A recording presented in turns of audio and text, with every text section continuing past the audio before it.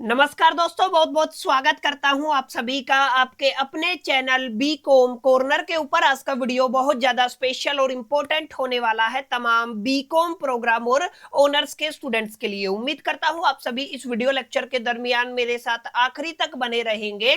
और हाँ, अगर आपको वीडियो हेल्पफुल लगता है, कंटेंट यूजफुल लगता है, तो इस वीडियो को लाइक करके अपने तमाम दोस्तों के साथ शेयर जरूर करेंगे। तो विदाउट वेस्टिंग द टाइम चलिए शुरू करते हैं। माय डियर फ्रेंड, जैसा कि आप सभी टाइटल और थंबनेल देख के अंदाजा लगा चुके हैं, आज के वीडियो लेक्चर के अंदर हम लोग चर्चा करने वाले हैं आपके प्लेस ऑफ सप्लाई को लेकर के। हालांकि प्लेस ऑफ सप्लाई से जुड़ी हुई 3 क्लासेज मैं ऑलरेडी चैनल के ऊपर अपलोड कर चुका हूं, जहां पर हम लोगों ने काफी डिटेल में सेक्शन नंबर 12 तक पढ़ लिया था। फाइनली प्लेस ऑफ सप्लाई से जुड़ा हुआ ये हमारा आखिरी लेक्चर रहने वाला है, या मैं कहूं 4th लेक्चर रहने वाला है। और आज की वीडियो लेक्चर के अंदर हम लोग थोड़ा आगे प्रोसीड करने वाले हैं और हमारा एक सेक्शन जो रिमेनिंग था, that is the section number 13, उसको काफी डिटेल में, काफी डेप्थ में जाकर के अंडरस्टैंड करेंगे। और एक इंपॉर्टेंट बात मैं आपको बता देता हूं, जब भी आप लोग सेक्शन नंबर 13 को पढ़ते हैं ना, तो सेक्शन नंबर 13 के साथ साथ एक ऑनलाइन गेमिंग से जुड़ा हुआ सेक्शन नंबर 14A भी कई बार एग्जामिनेशन के अंदर पूछ लिया जाता है, तो उसको भी हम आज के वीडियो लेक्चर के अंदर कवर करेंगे। उम्मीद करता हूं आप सभी इत्मीनान से इस वीडियो लेक्चर के दरमियान इस सेक्शन 13 को मेरे साथ समझते चलेंगे। तो ध्यान दीजिएगा, जब मैंने आपको बताया था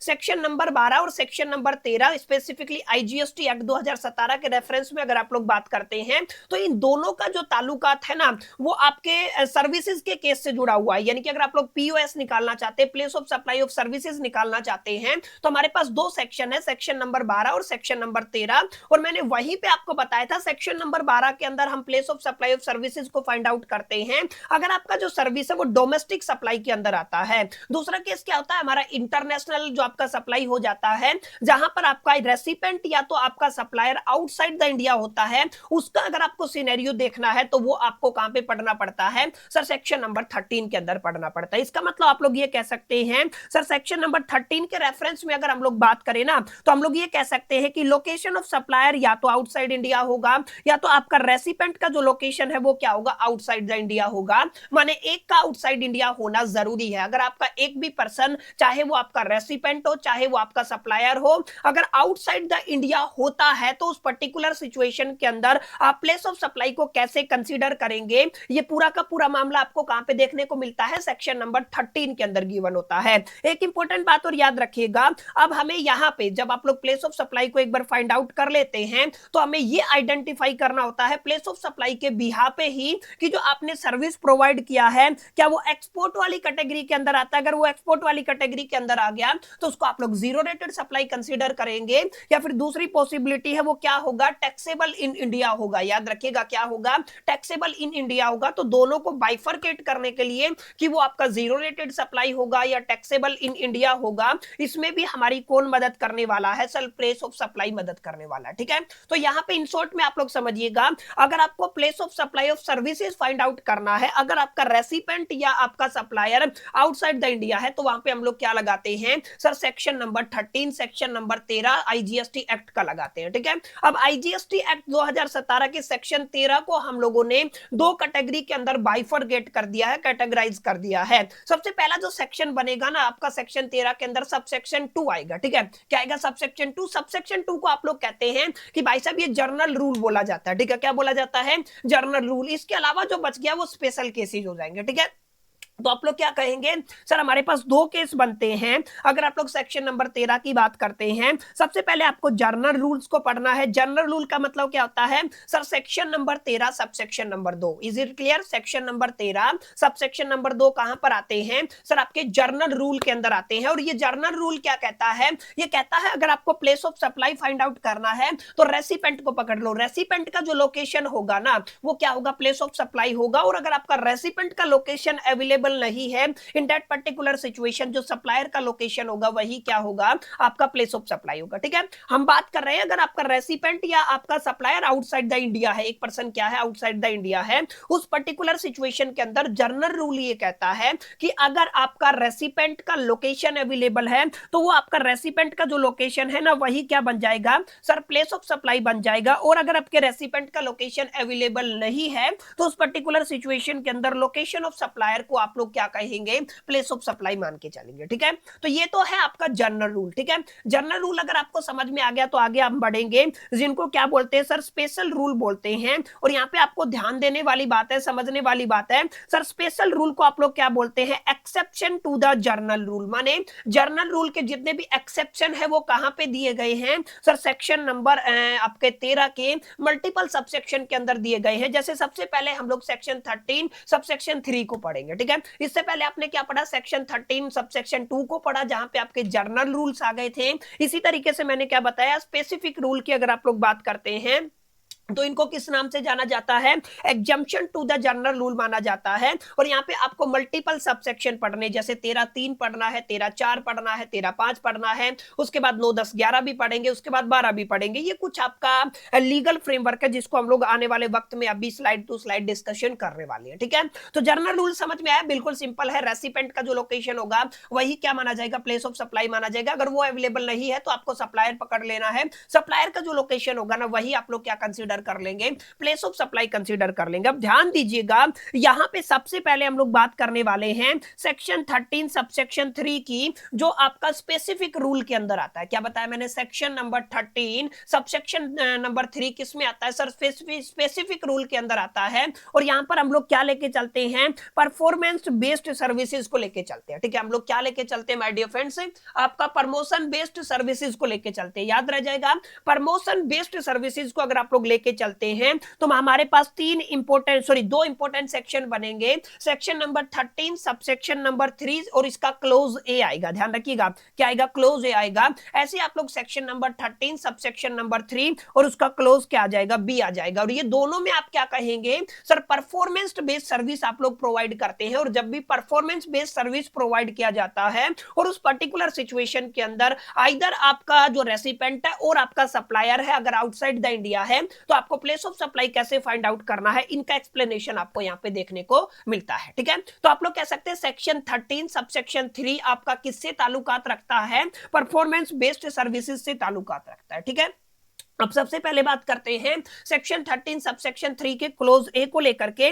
तो यहाँ पे ये जो सर्विस आप लोग प्रोवाइड कर रहे हैं, गुड्स के रिस्पेक्ट में प्रोवाइड कर रहे हैं। सर गुड्स के रिस्पेक्ट में कैसे सर्विस प्रोवाइड किया जाता है, लेट अस से कोई गुड है, जैसे मैं अगर बात करता हूं, मेरा कोई लैपटॉप है वो बिगड़ गया है, उसको रिपेयर मेरे को करवाना है, एसी को रिपेयर करवाना है, तो these are the services related to the goods. ये जो सर्विसेज हैं इनका ताल्लुकात किससे रहने वाला है, गुड्स से रहने वाला है। तो जब जब आप लोग कहते हैं services in respect to the goods की बात करते हैं, तो वहां पर आप लोग क्या देखेंगे, सेक्शन 13 सबसेक्शन 3 और उसका क्लोज ए देखेंगे। ठीक है, और यहां पर अगर आप लोग प्लेस ऑफ सप्लाई को फाइंड आउट करना चाहते हैं तो यहां पे नियम सिंपल है, रूल सिंपल है।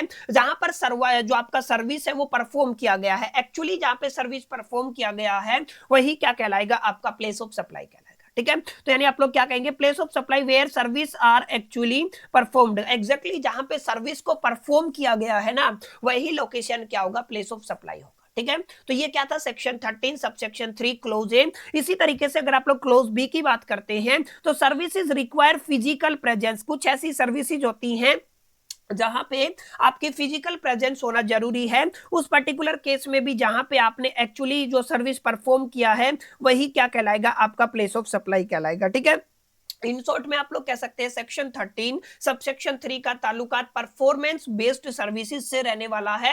जहां पे एक्चुअली सर्विस को परफॉर्म किया गया है वही आपका प्लेस ऑफ सप्लाई कंसीडर होगा। बस ध्यान रखिएगा, सेक्शन 13 सबसेक्शन 3 क्लोज ए के अंदर services in respect of the goods दिया गया है और क्लोज बी के अंदर सर्विसेज रिक्वायरिंग फिजिकल प्रेजेंस दिया गया। ठीक है, बस बाकी बात वही है, place of supply is equal to the place where actually services performed. जहां पे आपकी एक्चुअल सर्विस परफॉर्म्ड की गई है वो आपका प्लेस क्या होगा, प्लेस ऑफ सप्लाई होगा। ठीक है, तो अभी तक हमने दो आपके सेक्शंस के प्रोविजन पढ़ लिए हैं। सेक्शन 13(2) को पढ़ा है, सेक्शन 13(2) जर्नल रूल बताता है। उसके अलावा जो बच गए वो एक्सेप्शन के अंदर आ जाएंगे। इससे आगे हमने क्या पढ़ा, सेक्शन 13 सबसेक्शन 3 को पढ़ लिया। ठीक है, यहाँ पर भी क्लोज ए और क्लोज बी आप सभी ने पढ़ा होगा। इसी तरीके से अगर आप लोग थोड़ा आगे बढ़ते हैं माय डियर फ्रेंड्स, तो आपको पढ़ना है सेक्शन 13 और आपका सबसेक्शन 4। क्लियर है, देखिए अभी तक हमने क्या पढ़ा सर, सेक्शन नंबर 13 और सबसेक्शन नंबर 2 पढ़ लिया। उसके बाद आप सभी ने 3 पढ़ लिया, तो आगे क्या आएगा सर आपका 4 ही तो आएगा, सेक्शन 13 सबसेक्शन 4 आएगा।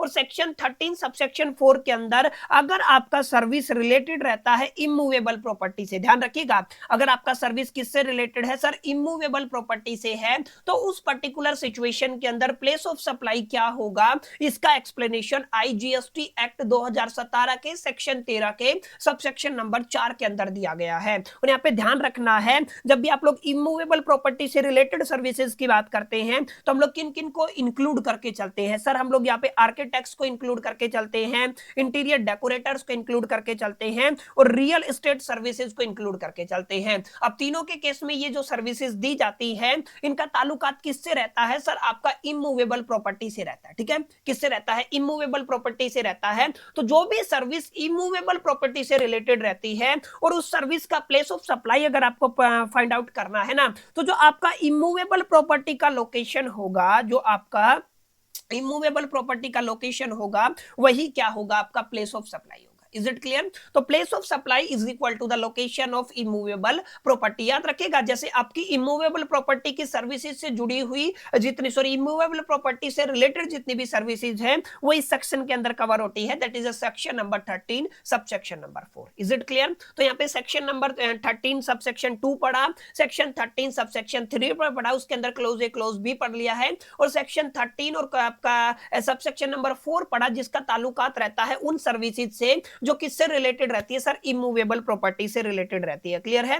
अब अगर आप लोग थोड़ा आगे चलेंगे तो ध्यान दीजिएगा, हम लोग अगले सेक्शन को पढ़ेंगे, this is going to be very very important. अगर आप लोग एग्जामिनेशन के प्रोस्पेक्टिव से बात करते हैं, आपको पढ़ना है सर सेक्शन 13 सबसेक्शन 5 को। ठीक है, 4 के बाद क्या पढ़ेंगे, सेक्शन 13 सबसेक्शन 5 पढ़ेंगे। इसका ताल्लुकात रहने वाला है, अगर आप लोग place of supply find out करना चाहते हैं in the case of the admission to the event. ठीक है, एडमिशन टू द इवेंट के केस में अगर आप लोग place of supply find out करना चाहते हैं तो वो कैसे फाइंड आउट होगा, according to the section 13 subsection 5 of the IGST act 2017। ठीक है, अब यहाँ पे ध्यान रखिएगा, service provided by way of admission to a event. अब एडमिशन टू ए इवेंट के अंदर सर एग्जांपल दीजिए, जैसे आप लोग ले सकते हैं कोई कल्चरल इवेंट हो गया, जैसे आप लोग ले सकते हैं कोई आपका आर्टिस्टिक इवेंट हो गया, जैसे आप लोग कह सकते हैं कोई स्पोर्ट्स का इवेंट हो गया, इसके बाद कोई एजुकेशनल इवेंट हो गया, इसके बाद कोई इंटरटेनमेंट इवेंट हो गया। माने जब भी आप लोग एडमिशन टू इवेंट की बात करेंगे, क्या कहेंगे सर, एडमिशन टू इवेंट की बात करेंगे, उस केस में हम किसकी हेल्प लेंगे, प्लेस ऑफ सप्लाई को फाइंड आउट करने के लिए सेक्शन 13 सबसेक्शन 5 की हेल्प लेने वाले हैं। और यहाँ पे एक चीज और इंक्लूड करी जाती है, याद रखिएगा, admission to a amusement park. Clear है? यानी कि एडमिशन टू अमेंसमेंट पार्क को भी यहाँ पे इंक्लूड किया गया है, और इसके अलावा जो आपके सिमिलर प्लेसेज है ना उनको भी इंक्लूड किया गया है। जरूरी बात क्या है सर, जरूरी बात है प्लेस ऑफ सप्लाई कैसे फाइंड आउट करेंगे सर, जहां पर जिस लोकेशन के ऊपर आप लोग इन इवेंट्स को परफॉर्म करते हैं, इन इवेंट्स को हेल्ड करते हैं, जहां पे जिस लोकेशन के ऊपर एक्चुअली इन इवेंट्स को हेल्ड किया जाता है, वही आपका लोकेशन, वही आपका प्लेस क्या बन जाता है सर, आपका प्लेस ऑफ सप्लाई बन जाता है। ठीक है, इन शॉर्ट में आप लोग देखेंगे ना तो वही आपका सारा मामला सामने आएगा कि जहां पे सर्विस दिया गया, जहां पे सर्विस आपका प्रोवाइड किया गया है, वही प्लेस ऑफ सप्लाई है। बस ये ध्यान रखना है कौन से सेक्शन के अंदर आता है, कौन से सब सेक्शन के अंदर आता है, और क्या क्या बातें लिखी गई है। जैसे हमने बोला एडमिशन टू इवेंट बोला, तो एडमिशन टू इवेंट के अंदर एजुकेशनल इवेंट भी आ जाएगा, स्पोर्टिंग इवेंट भी आ जाएगा, आपका जो आपका आर्टिस्टिक इवेंट आ गया वो भी आ जाएगा, कल्चरल इवेंट भी आ जाएगा, आपका इंटरटेनमेंट इवेंट भी आ जाएगा, सब कवर करके चलना है। ठीक है, इज इट क्लियर? तो ये क्या था सर, आपका सेक्शन 13 सबसेक्शन 5 था। ठीक है, अभी तक क्या पढ़ा सर, हमने पढ़ा आपका सेक्शन 13 का क्या मीनिंग होता है, इसको कब अप्लाई किया जाता है। सेक्शन 13 के अंदर आपने देखा 2 कैटेगरियां बन जाती है, जर्नल रूल की कैटेगरी बनती है, सेक्शन 13 सबसेक्शन 2 के अंदर पढ़ना पड़ता है। इसके अलावा जितने भी केसेस बच गए उनको आपको सेक्शन 13 और मल्टीपल सबसेक्शन के अंदर पढ़ना पड़ता है। जैसे आपने सेक्शन 13 सबसेक्शन 3 पढ़ा, वहां पे भी क्लोज ए क्लोज बी बन गया था। फिर उसके बाद सेक्शन 13 सबसेक्शन आपने 4 पढ़ा, जो इमूवेबल प्रॉपर्टी से रिलेटेड था, और अभी हमने क्या पढ़ा, सेक्शन 13 सबसेक्शन 5 पढ़ा है, जिसका ताल्लुकात है एडमिशन टू इवेंट। किससे है? एडमिशन टू इवेंट से। ठीक है, और इन तमाम केसेस के अंदर आपको प्लेस ऑफ सप्लाई कैसे फाइंड आउट करना है, ये मैं ऐसा मान के चलता हूं, मेरा ऐसा मानना है, उम्मीद मैं ऐसा करता हूं आपको समझ में आ गया होगा। क्लियर है? अब यहाँ पे देखिएगा कुछ आपके मल्टीपल सबसेक्शन है जहां पे केवल और केवल आपको एक ही तरीके के नियम, एक ही तरीके के रूल अप्लाई करने पड़ते हैं। सर कौन से है, ध्यान दीजिएगा। सबसे पहले सेक्शन 13 सबसेक्शन 8 देखिए, उसके बाद सेक्शन 13 सबसेक्शन 8 का क्लोज बी देखिए। अच्छा यहाँ पे ध्यान रखिएगा, आपको क्लोज भी दिए गए हैं। जैसे अगर आप लोग सेक्शन 13(8) की बात करते हैं, इसके अंदर क्लोज ए भी दिया गया है, क्लोज बी भी दिया गया है, क्लोज सी भी दिया गया है। अब एक छोटी सी बात मैं आपको बता देता हूं, काफी बच्चों को कंफ्यूजन होगा कि सर सेक्शन 13 सबसेक्शन 5 के बाद 6 कहां पे गया, 7 कहां पे गया, ये हमारे सिलेबस के अंदर नहीं है, ठीक है, ये है ही नहीं, इनको छोड़ दो, ठीक है। जैसे मैंने बताया सेक्शन अगर आप लोग 13 की बात करते हैं तो 13(1) नहीं पढ़ा हमने, सारा डायरेक्टली क्या पढ़ा, 13(2) पढ़ा। ऐसे ही 13(5) के बाद आपको क्या पढ़ना है सर, आपका सेक्शन 13 का सबसेक्शन 8 पढ़ना है, और यहां पर भी 3 क्लोज दिए गए हैं। Section 13 subsection 8 clause number A, section 13 subsection 8 clause number B, section 13 subsection 8 और क्लोज नंबर सी। और तीनों के केस में अगर आप लोग place of supply find out करेंगे ना, तो तीनों के केस में जो प्लेस ऑफ सप्लाई बनेगा वो लोकेशन ऑफ सप्लायर होगा। समझ में आया? तो लोकेशन ऑफ सप्लायर क्या होगा सर, आपका प्लेस ऑफ सप्लाई कहलाएगा। Is it clear? तो location of supplier is equal to the place of supply. अब बताइए सर, जो आपका सेक्शन 13 सबसेक्शन 8 और क्लोज नंबर ए है, इसका ताल्लुकात किससे रहने वाला है सर? इसका ताल्लुकात रहने वाला है बैंकिंग सर्विसेज से, और दूसरा क्या है, फाइनेंशियल सर्विसेज से, ठीक है। तो फाइनेंशियल सर्विसेज और बैंकिंग सर्विसेज के केस में सेक्शन 13 सबसेक्शन 8 क्लोज नंबर ए दिया गया है, सप्लायर का जो लोकेशन है वही प्लेस ऑफ सप्लाई होगा, ठीक है, ये आपको याद रखना है।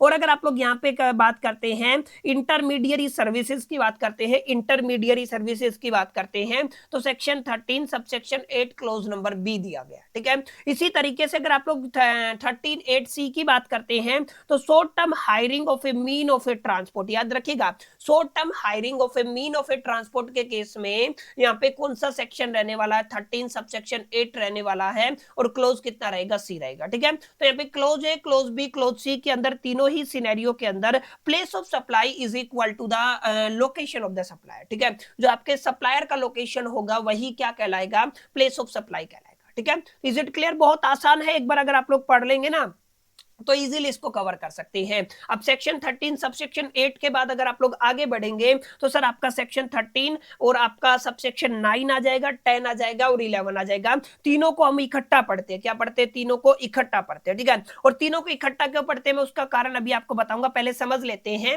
सर सेक्शन 13 सबसेक्शन 9 का ताल्लुकात किससे रहने वाला है सर, ध्यान दीजिएगा, ट्रांसपोर्टेशन ऑफ द गुड्स से रिलेटेड अगर आप लोग कोई सर्विस प्रोवाइड करते हैं, क्या बताया, अगर आप लोग गुड्स के ट्रांसपोर्टेशन से रिलेटेड कोई सर्विस प्रोवाइड करते हैं तो उस पर्टिकुलर केस में जो आपके गुड्स का डेस्टिनेशन होगा ना वही आपका प्लेस ऑफ सप्लाई कहलाएगा, ठीक है। तो place of supply is equal to the place of destination of the goods, और ये कहां पे लिखा हुआ है, सेक्शन 13 सबसेक्शन नंबर 9 के अंदर लिखा हुआ है। इसी तरीके से सेक्शन 13 सबसेक्शन 10 की बात करते हैं तो यहाँ पे services related to the passenger transportation, किसकी बात हो रही है, पैसेंजर ट्रांसपोर्टेशन की बात हो रही है। तो यहाँ पे प्लेस ऑफ सप्लाई क्या होगा, प्लेस वेयर पैसेंजर एम्बार्क, जिस जर्नी के दरमियान आपका पैसेंजर आपकी ट्रांसपोर्टेशन के अंदर, आपके ट्रांसपोर्ट के अंदर, आपके व्हीकल के अंदर एम्बार्क हुआ है ना, वही क्या होगा सर, आपका प्लेस ऑफ सप्लाई होगा। तमाम बातें हम लोग पहले भी कवर कर चुके हैं, एम्बार्क का क्या मीनिंग होता है, और सिमिलर आपको चीजें दिख रही है, बस आपको याद रखना प्लेस ऑफ सप्लाई क्या रहने वाला है, ठीक है। तो अभी हमने समझा सेक्शन नंबर 13 सबसेक्शन 9 का ताल्लुकात services related to the transportation of goods रहने वाला है,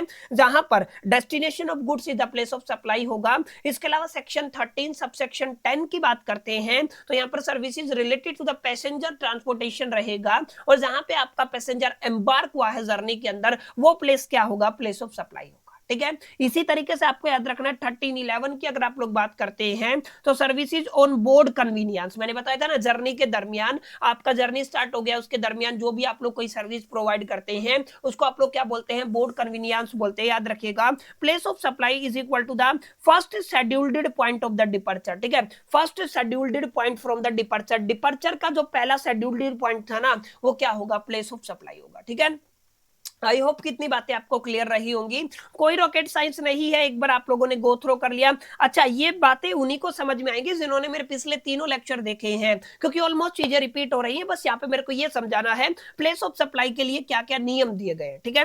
अब जैसे अगर आप लोग आगे बात करते हैं, इसको स्टार मार्क कीजिएगा माय डियर फ्रेंड्स, यहाँ से कई बार एग्जामिनेशन के अंदर क्वेश्चन आता है, सर क्या पूछा गया है, ध्यान से पढ़िएगा। सर यहाँ पे पूछा गया है OIDAR service, sir OIDAR service इसका ताल्लुकात सेक्शन 13 सबसेक्शन 12 से रहने वाला है, सबसे पहले तो ये बात नोट कीजिए, ठीक है। अब इसका OIDAR का फुल फॉर्म क्या होता है, online transfer, online information and the database access और ए रिट्राइवल सर्विसेज। ठीक है, ये आपको थोड़ा सा याद रखना है, इसका फुल फॉर्म ये होता है। अब इसका मतलब क्या होता है, आप लोग मतलब समझ लीजिए, services which are delivered over the internet. कुछ ऐसी सर्विसेज जो ओवर द इंटरनेट प्रोवाइड की जाती हैं, ऑटोमेटेड होती है, माने जहां पर आपका ह्यूमन का इंटरवेंशन बहुत मिनिमल होता है, बहुत कम ह्यूमन का इंटरवेंशन होता है, और जहां पे इम्पॉसिबल होता है उन सर्विसेज को प्रोवाइड करना without the IT, without the information technology, तो वो सारी सर्विसेज किस कैटेगरी में आती है, OIDAR की कैटेगरी के अंदर आती है। ठीक है, तो याद रखिएगा जो भी आपका सेक्शन 13 सबसेक्शन 12 है उसका ताल्लुकात किससे रहने वाला है, आपका online information and the database access और रिट्राइवल सर्विसेज से रहने वाला है। ऐसी सर्विसेज जिनको इंटरनेट के माध्यम से डिलीवर किया जाता है,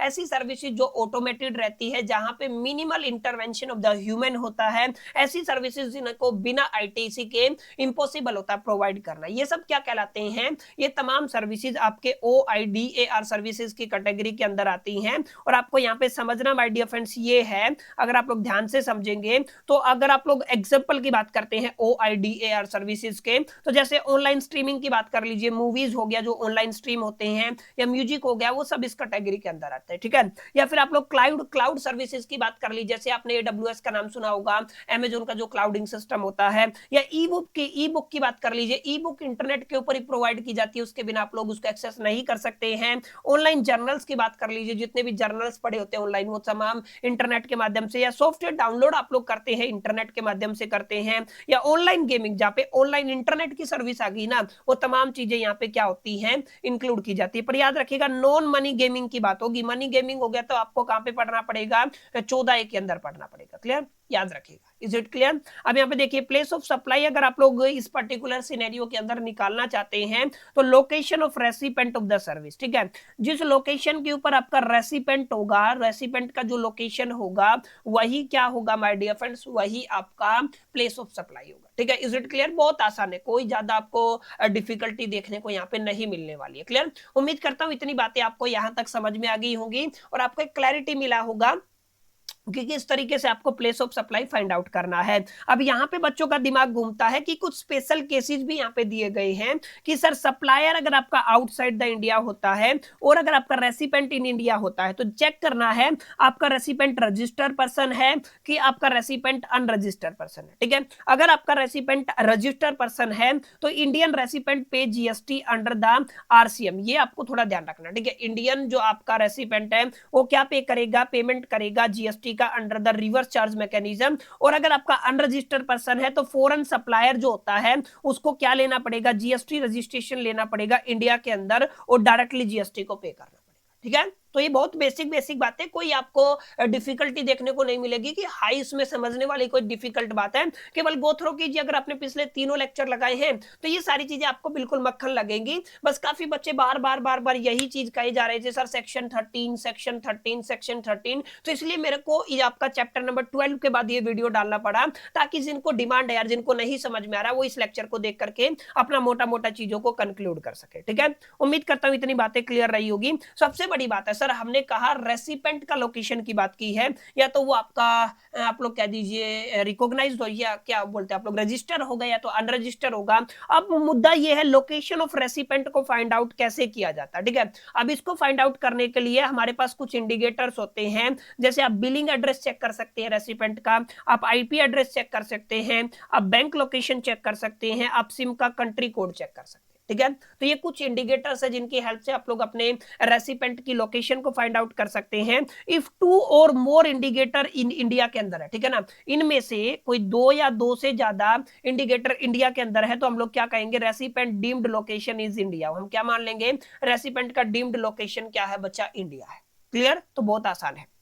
अब यहाँ पे ये देखिए, अब ये आपका क्या हो गया सर, आपका सेक्शन नंबर जो आपका 13 है वो कंप्लीट हो गया है, तमाम सब सेक्शन को भी हमने कवर कर लिया है। उम्मीद करता हूँ चीजें आपको क्लियर रही होंगी, मामला आपको समझ में आ गया होगा। ठीक है, अब हम थोड़ा आगे बढ़ेंगे और अब हम क्या पढ़ने वाले हैं सर, एक छोटा सा सेक्शन है जो आपका स्पेशल प्रोविजन रखता है ऑनलाइन मनी गेमिंग से। देखिए ऑनलाइन गेमिंग है, विदाउट द मनी इन्वॉल्वमेंट है, तो ये आपका सेक्शन 13 सब सेक्शन 12 के अंदर आ जाएगा। लेकिन अगर वहां पे मनी का इन्वॉल्वमेंट है ना, तो हम उसको स्पेशल सेक्शन के अंदर पढ़ेंगे और वो स्पेशल सेक्शन क्या रहेगा सर, आपका आईजीएसटी एक्ट का 14A रहेगा। ठीक है, इसको आपको याद रखना। अब इसको थोड़ा सा ध्यान से समझिएगा, काफी इंपॉर्टेंट बातें मैंने यहाँ पे लिखी हुई है। देखिए सबसे पहले क्या लिखा हुआ है, ये सेक्शन कब अप्लाई होगा, supplier is located outside the India. Supplier कहां पर है सर, इंडिया से बाहर है, रेसिपेंट इंडिया के अंदर है, और सर्विस क्या है, ऑनलाइन मनी गेमिंग है। ठीक है, रेसिपेंट आपका इंडिया के अंदर है, सप्लायर आउटसाइड द इंडिया है, सर्विस क्या है, ऑनलाइन मनी गेमिंग है। तो यहाँ पे जो प्लेस ऑफ सप्लाई है ना,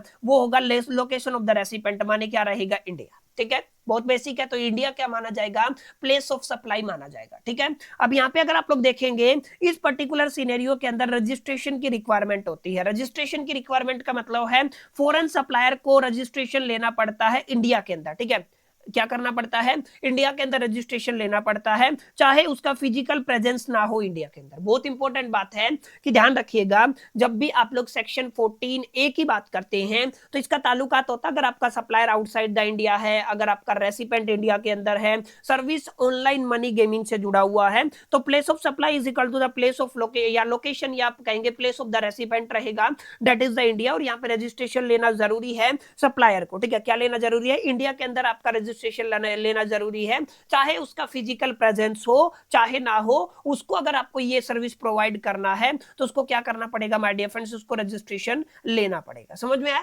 क्लियर हुआ इतनी बातें। अब यहाँ पे ध्यान दीजिएगा क्या लिखा हुआ है, लायबिलिटी टू पे जीएसटी। अब यहाँ पे लायबिलिटी टू पे जीएसटी की बात करते हैं तो दो सिचुएशन हो जाती है, या तो आपका सप्लायर है, कंप्लायंसेज है, या फिर दूसरा क्या रहेगा, डू नॉट कंप्लाई, माने foreign gaming company registered in India, तो जीएसटी पे किया जाएगा डायरेक्टली, यानी कि जो फॉरेन का कंपनी है वो इंडिया के साथ इंडियन जीएसटी लॉ के साथ रजिस्टर है, तो डायरेक्टली जो आपका जीएसटी है वो पे किया जाएगा। लेकिन अगर आपका सप्लायर कंपाइल नहीं करता है इंडियन लॉज के साथ, तो then liability shift to the any person representing the supplier in India. जो भी पर्सन उसको रिप्रेजेंट करता है इंडिया के अंदर, उसके ऊपर लायबिलिटी शिफ्ट हो जाएगा।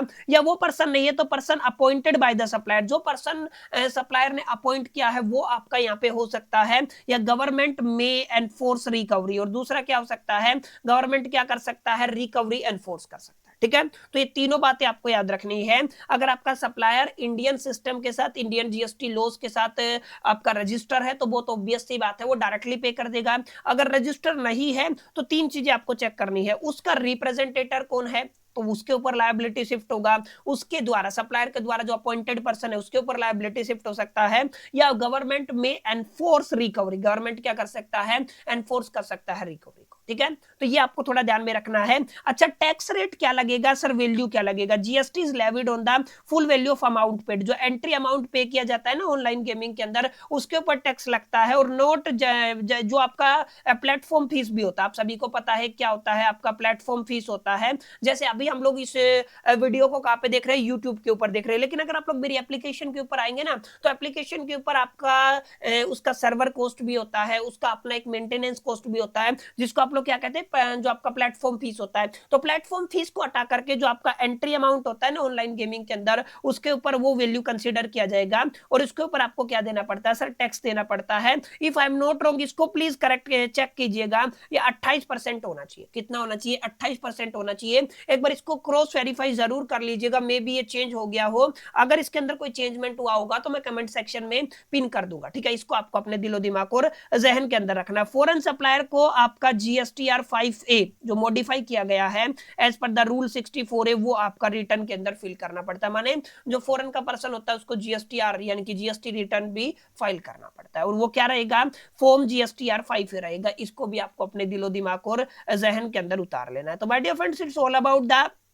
लेक्चर नंबर 4, जिसका ताल्लुकात किससे है सर, प्लेस ऑफ सप्लाई से है, और जहां पर हम लोगों ने आपका सेक्शन 13 कवर किया और आपका 14A कवर किया। ठीक है, उम्मीद करता हूं सारी चीजें आपको क्लियर रही होगी, मामला समझ में आ गया होगा, और चीजें जितने भी डाउट्स है वो सारे डाउट क्लियर हो गए होंगे। सेशन आपको पसंद आया होगा। सेशन पसंद आया तो इस वीडियो को लाइक जरूर कर दीजिएगा, दोस्तों के साथ शेयर करना मत भूलिएगा। पहली दफे चैनल पे आए हैं तो सब्सक्राइब करके बेल आइकन को जरूर प्रेस कर दीजिएगा। इस वीडियो के अंदर इतना ही, मिलते हैं नेक्स्ट वीडियो के अंदर। जब तक के लिए, all the best, till the keep learning.